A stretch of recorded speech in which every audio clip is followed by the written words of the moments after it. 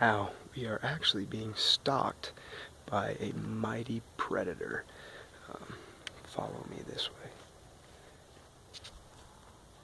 I don't know if you can see him yet, but we have a tiger here hiding in this very low growing grass. You wouldn't think that the orange and black would hide him so well, but it does. The visitors that come here to Sanctuary, you'd be surprised how many miss these cats, and they're right in front of them. This is one of my favorite cats. This is his name, is Boomer, and he is quite a very friendly cat. He's also a very active cat.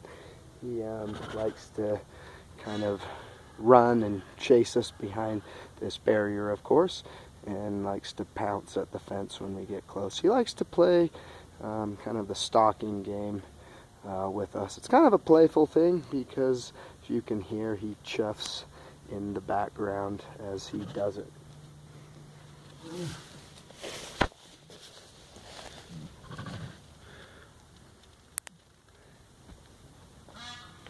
These cats are very alert and very aware of their surroundings. In fact, these cats know that I'm here before I even know where they're at.